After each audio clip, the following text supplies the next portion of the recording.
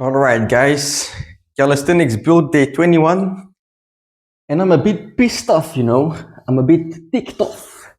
And you're asking, why are you pissed off? And it is because I was watching some YouTube videos yesterday. And I can't count the amount of times that genetics was used as an excuse. Like, oh, this street lifter world champion, he got here mainly because of his genetics, of course. Or, this planche athlete, he is training this way and that's possible because of his genetics or something like that. Like every fucking video, something about genetics. And I was like, why are you so focused? I was thinking to myself, why are you so focused on the genetics? I mean, I couldn't sleep because of this last night, I was like, why are you so focused on the genetics? I mean, it's true, like everyone's genetics are different and some are more advantageous for certain sports than others. But like, are you really gonna like live your life focusing on that? Like, why do you have to focus on it? I don't get it. Because if you're telling yourself like, oh, that guy, he can dip 160 kilos, like it's 350 pounds or something for you Americans, but like he can do it because he's special, he has the genetics for it, and I am just a normal guy. I'm only gonna be able to to dip 100 kilos. And then sure, you're only gonna be able to dip 100 kilos. Oh, that athlete, he has special genetics for plunge, so he can hold it 30 seconds. But I have bad genetics, so I will only be able to do it for 5 seconds. I'm only gonna be able, or I might never be able to plunge. Then you're not going to be able to plunge. Like, if you're training for something and at the same time you're putting limits in your head subconsciously, like, oh, that's like the territory for special guys, so I'm not going to reach that. You're telling yourself before your training even starts that you're not going to be able to do it. Then how the fuck do you expect to get results? I mean, I can tell you exactly where your genetic limit is. It's in your fucking head. I mean, some Mike Minster knowledge here. You really don't know what you're capable of until you're old and your body is broken down, sitting in a chair at 70 years old, looking back on the past. And the only way you're truly gonna know your genetic potential when you're 70 years old in your fucking chair is whether you gave it your all. And you're not gonna be able to give it your all if you're fucking telling yourself that everyone's special but you, so that they are stronger than you. Like, so what if someone would have better genetic potential than you, right? It doesn't fucking matter. I mean, I'm training the fucking floor Victorian today. I really don't know if I'm ever gonna be able to do this. I have tried in the past. I have failed. But if I don't train, I will never know. So am I gonna, train this stuff, like telling myself, like, oh, I'm gonna train it, but I might not be able to do it because all my genetics? No, of course not. That's fucking stupid. If I'm gonna train for it, I'm gonna put in my fucking mind that I'm able to do it, right? Because if I don't believe in myself that I'm able to do it, then why am I training in the first place? Why would, subconsciously, right? Why would I put energy into something that has no reward?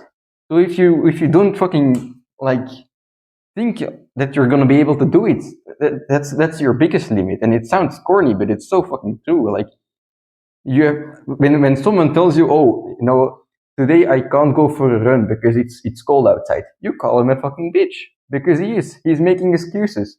But for some reason, it's generally accepted that you can say, oh, I'm not able to do that because of my genetics. That guy is just special. That's widely accepted, and I really don't know why.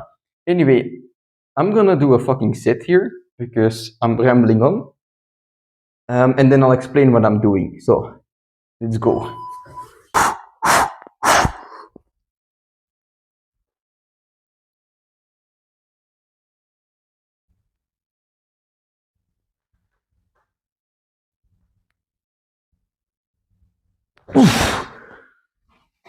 I forgot to put on the clock, but I think that was 10 seconds. Anyway, I had my little TED talk. I'll talk about what I'm doing today. So, what I'm doing today is the floor Victorian. Floor Victorian is a great movement for retraction in the front lever. It's gonna help with front lever touch, with everything basically. And yeah, the reason I'm doing it is because, like I mentioned yesterday, I want to try just the normal push-pull legs split, but I'm not gonna do a heavy pull day each time or a heavy push day each time. So I'm gonna do heavy push, heavy pull, quadriceps, light push with biceps. Today, light pull with triceps. Tomorrow, the hamstrings, and then basically the cycle repeats. So this will hopefully allow me, to have fun training, because I like pull trainings, I like skill trainings. I like getting a bit of an arm pump, but not just like as a main arm workout. But yeah, I think this is gonna be good because like the main muscles in front ever is the back, right? If you train your back all the way to fucking trash, it's gonna take really long to recover. It's not gonna recover in 2 days and then be ready for next training. So what I'm doing here is 3 days ago, I had my heavy back session. Today, I'm focusing on Victorians and stuff like that. And this will allow me to spare my back because, the Victorian, your elbow goes behind your back. That means that your lats are out of it, or mostly out of it. And instead, the pressure is on your rear delts. Rear delts, smaller muscle, faster recovery. That's a bit of the logic there. So yeah, that's what I'm gonna do today. And what's important here is, last time I got 4 sets of 5-second holds. So that's just something I'm gonna try and beat today. If I can beat that today, I'm very happy because then I got better, That's one step closer to a full floor Victorian, which I've never done before. That's basically a bit the logic behind that. And what else should I mention? I forgot something. Oh yeah, since I split up my arm day, technically, in like push-pull / arms days, like 2 days, I have more time now for like pull skills, and yesterday I had more time for push skills. So I kind of like it, I can do more sets in a day for a certain skill. I can get a good pump in my triceps or my biceps, and I'm able to probably recover better. So we'll see how this goes, but so far I'm liking it. It's already time for the next set, so I'm gonna get ready.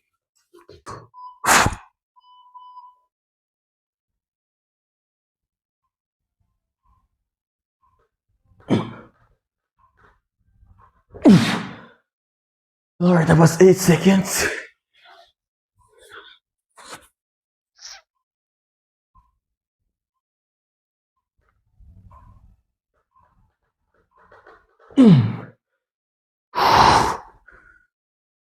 Alright, I replaced the fucking band with a lighter band, and I don't know exactly how much resistance it is, but less than 15 in any case. So if I can even get fucking 1 second of hold with this, I'm happy, to be honest.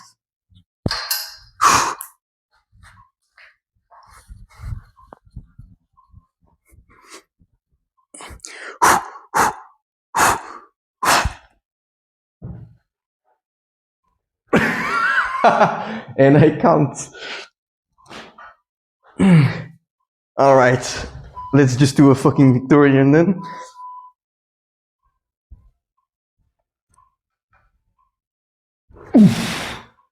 Alright, this is not a lot of assistance. That's the level I have to go. And this is still, with assistance, it's still fucking impossible. Holy shit. That was the mat, by the way, that was not me.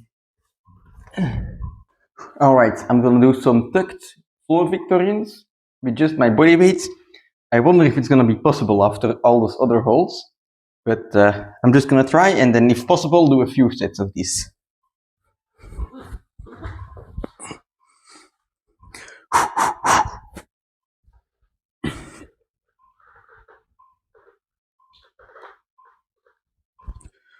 Alright, couple of sets will be good.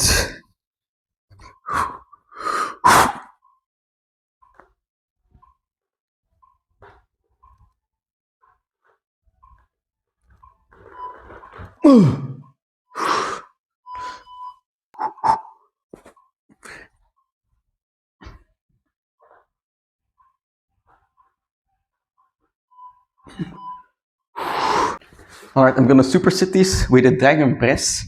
And basically, dragon press is like a floor Victorian, but your lower back or your upper back is on the ground, and you have to push the rest of your body off the ground. Very good for triceps, very good for retraction, so let's see how it goes.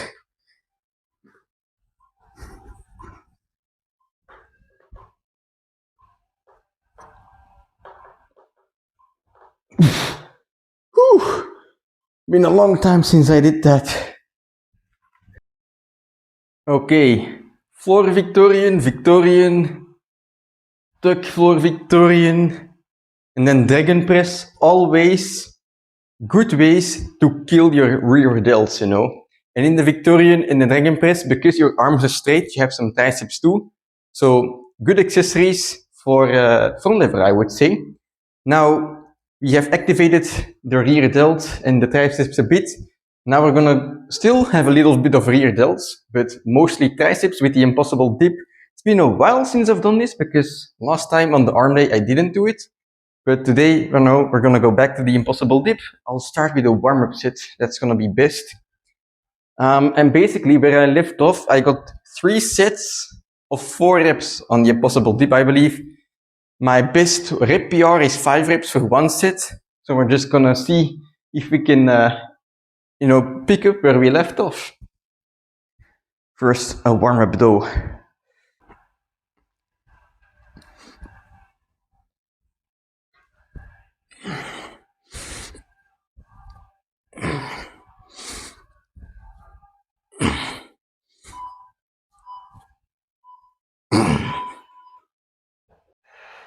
Alright, warm-up sets done. We've got some Gojira blasting in the background. I'm gonna go for 5 reps on these impossible dips. And the goal is multiple sets.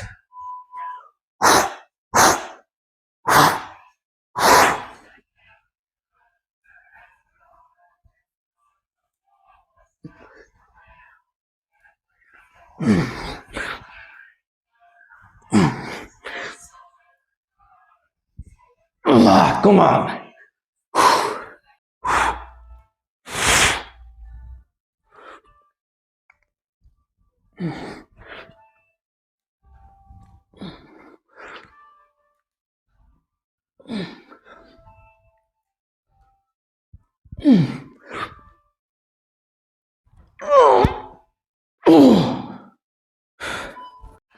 Alright, going for broke here. 3rd set.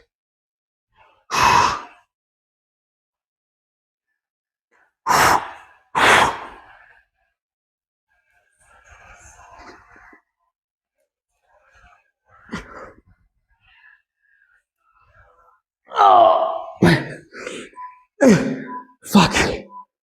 5-5-3. Still a PR. Let's superset with some bands here.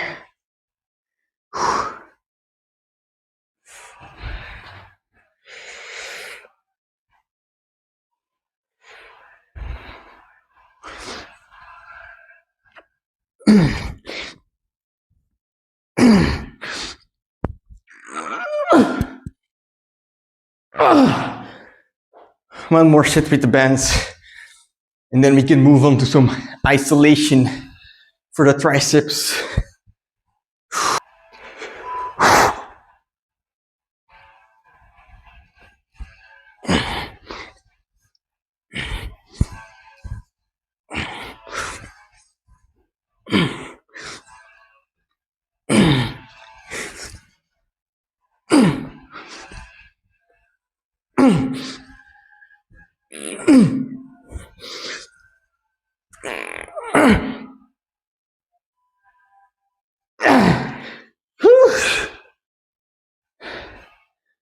Right, tricep extensions. Last time we got 16 reps. Let's see what the fuck we can do today.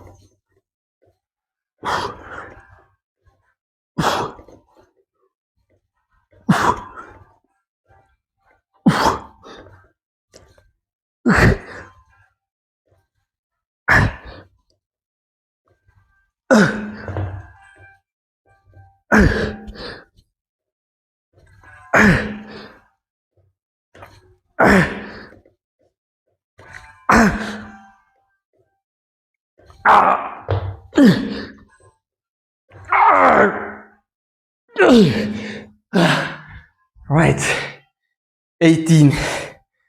Whew. One more set. Maybe wait it. Let's see how that goes. 10 kilos on my back.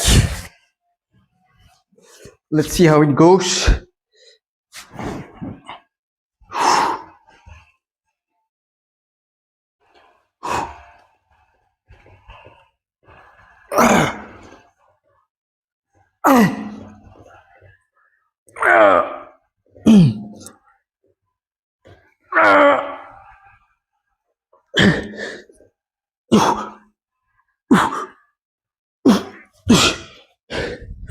Let's drop set this.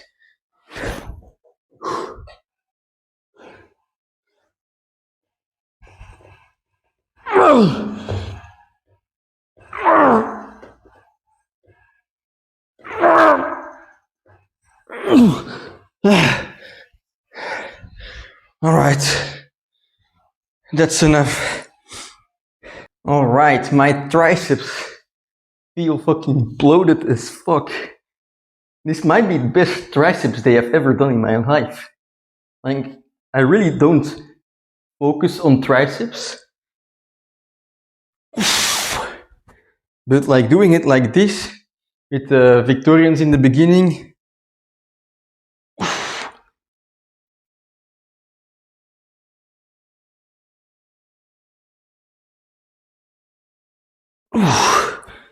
yeah, I really fucking feel them. Because it's like going from rear delts with the floor Victorian to a bit of triceps with the bar Victorian.